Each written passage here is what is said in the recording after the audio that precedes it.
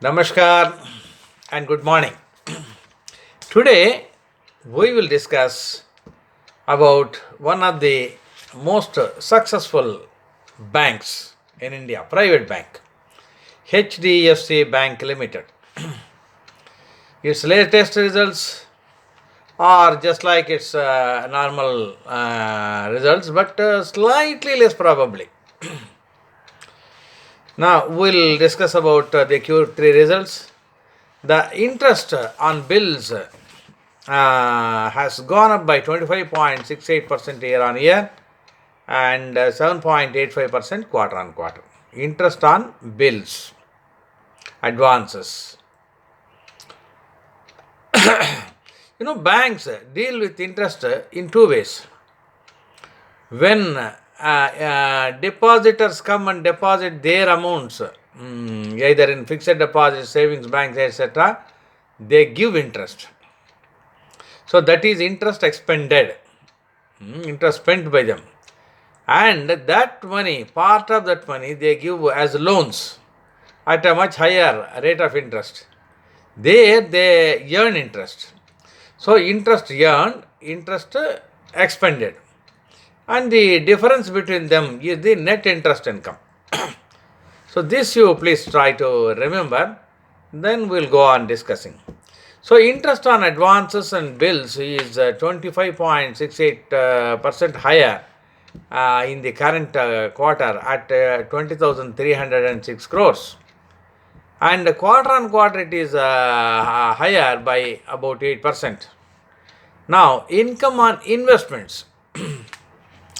So banks are also investing in their money in various instruments.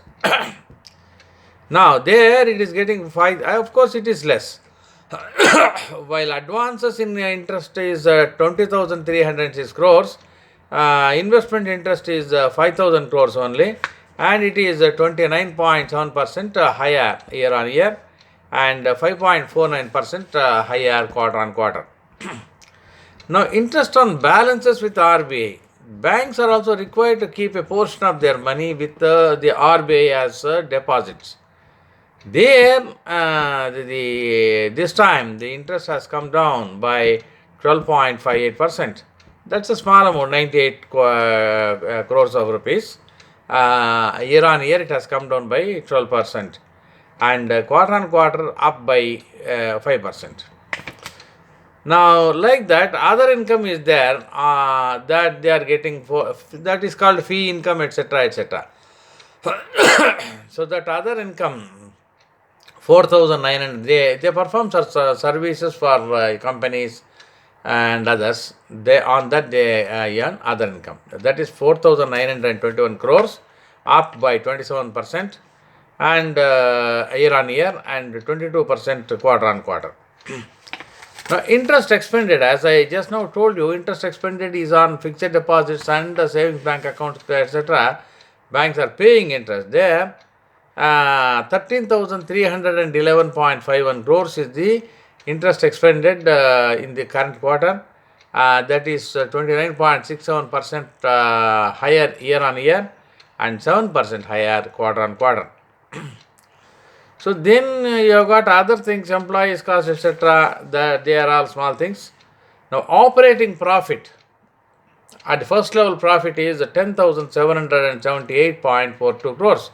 10,778.42 crores. This is important for us, and that has gone up by 27.54% year on year and 13.7% quarter on quarter.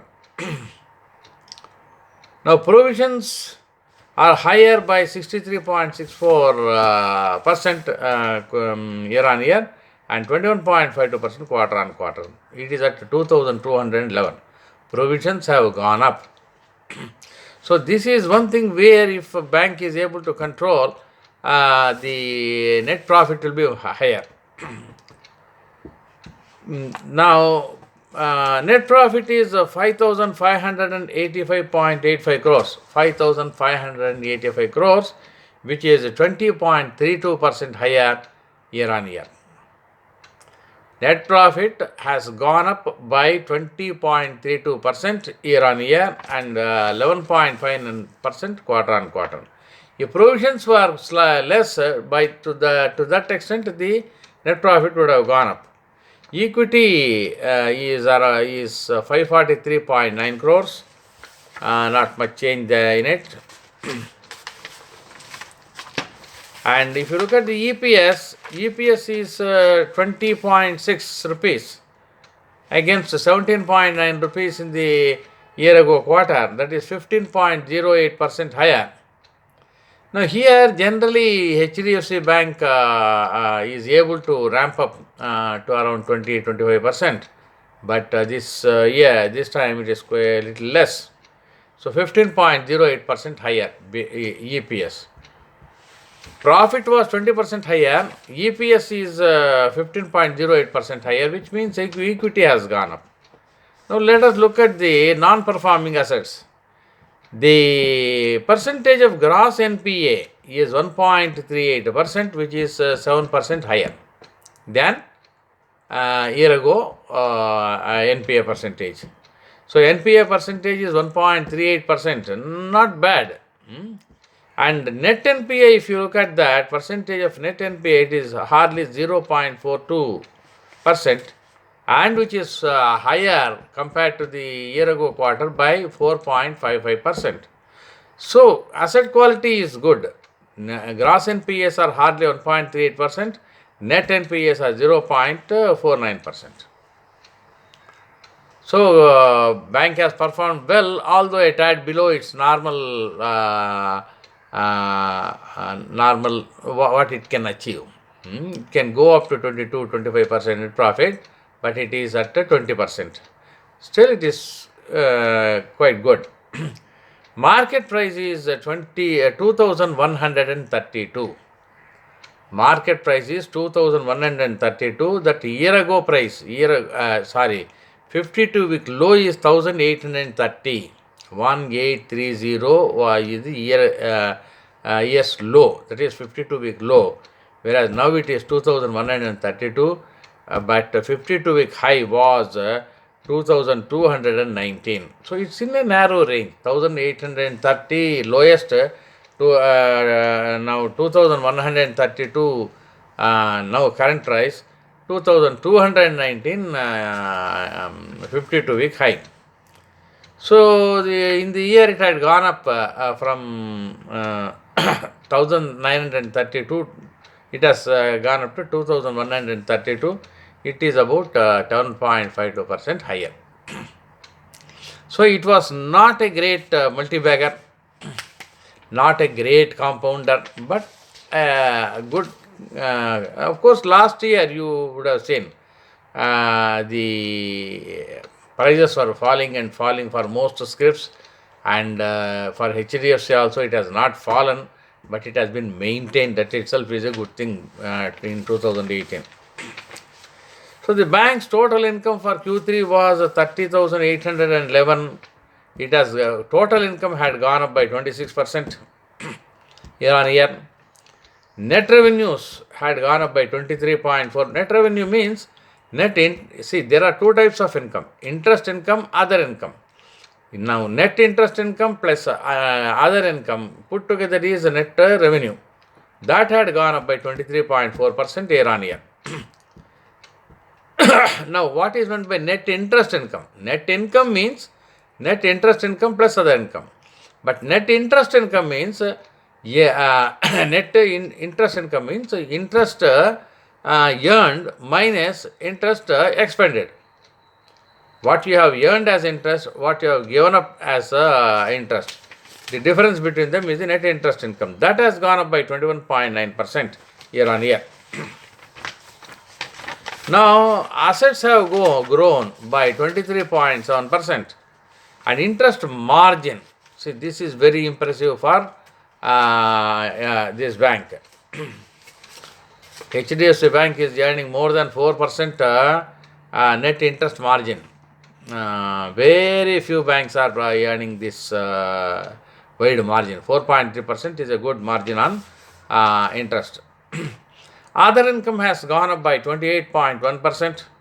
That is what is not interest income, non-interest income. That has gone up by 28.1% year on year. So this other income has got four components. I was earlier also mentioning fees and commissions is one component. Foreign exchange and foreign exchange derivatives are second component. Gain on revaluation of sale of investments and miscellaneous income, including recoveries. So these constitutes other income.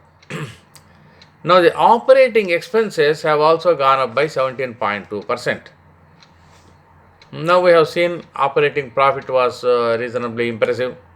The core cost to income ratio is 39.5% against 41.2% last year.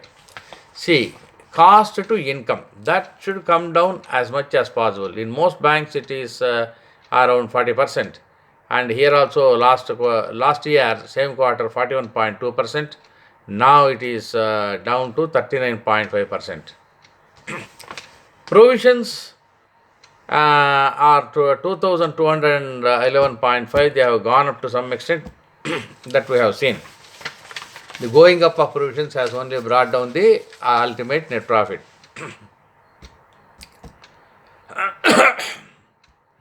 Now profit before tax has gone up to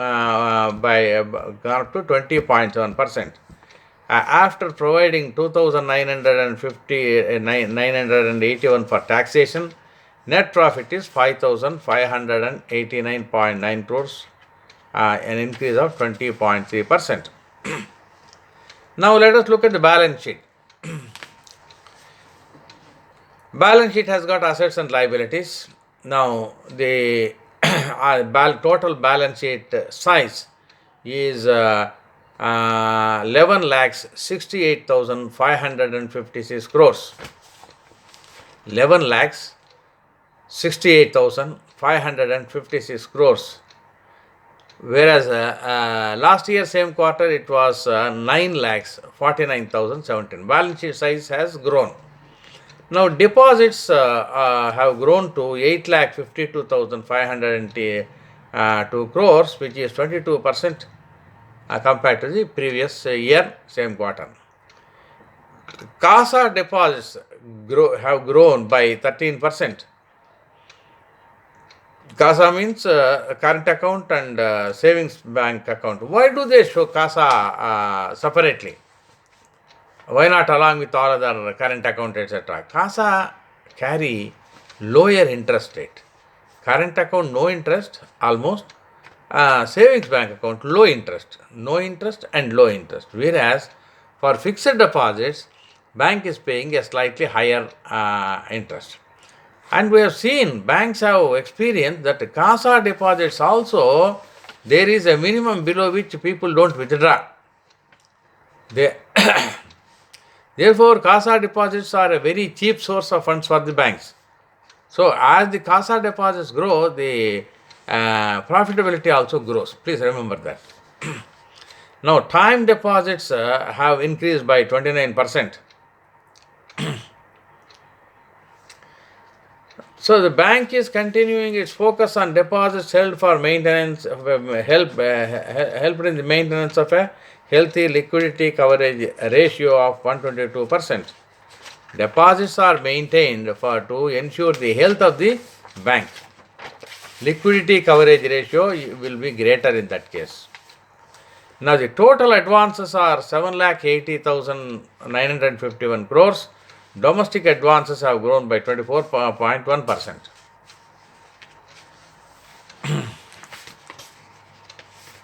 Now, the 9 months ended December so far in the year. In the 9 months ended, the bank has earned a total income of 85,393.5 crores against 69,912 crores in the same year. So, impressive increase in the total income. That net revenues, that is net interest income plus other income, that has grown to 47,908 crores as against 40,428 crores only in the previous year. Net profit in these 9 months is 15,193 crores, which is up 19.7%. Now we'll see one or two other matters. So bank has performed well. Interest income is good, net interest income also is good, deposits are good, advances are good, everything is good. Provisions are a little higher. That we'll have to see why it is. Now the NPAs are less only. If NPAs are less, normally provisions also should be less, but provisions are made for expected NPAs also. That may be the case in this case. Provisions have gone up slightly for all banks, for that matter. But here they have not. Others have explained with reference to one or two bad accounts. But here that thing is not there. Capital adequacy. The total capital adequacy ratio (CAR) is 17.3%. As on this December 31st, 17.3%, whereas capital adequacy ratio was 15.5% last year. So capital adequacy ratio going up is good. So you have got more money for lending. There is also a capital conservation buffer of 1.875% in the same CAR. CAR means capital adequacy ratio. Now, Tier 1 CAR, they say Tier 1, Tier 2 CAR, etc. Tier 1 CAR was 15.8% compared to 13.6 6% last year. Now, network. The bank's distribution network consists of 4,963 banking outlets. 4,963 banking outlets, banks. Which means, let us say, assume 5,000 approximately. And 13,160 ATMs are also there across 2,727 cities and towns.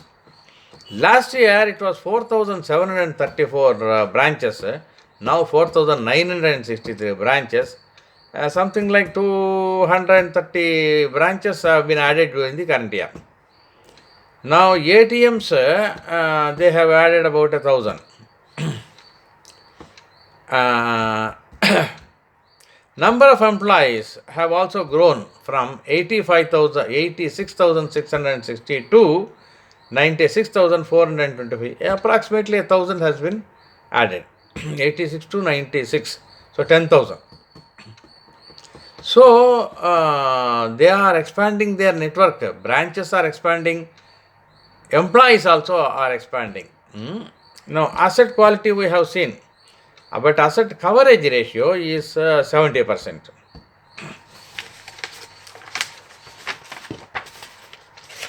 Net non-performing assets, which is a crucial determinator of the efficiency, is hardly 0.4% of the net advances, which is quite good. So the total provisions were 115% of the gross non-performing loans. See, non-performing loans, suppose they are 100, the provision is 115%. So adequate provision. There is no problem if the NPAs actually become bad. So this is HDFC Bank. Now, as we have seen, the asset quality is quite good, which is very important. Interest income has grown very well.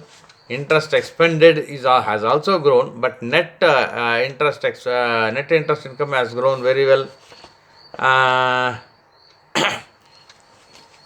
So like that. So almost all parameters, HDFC Bank has performed reasonably well.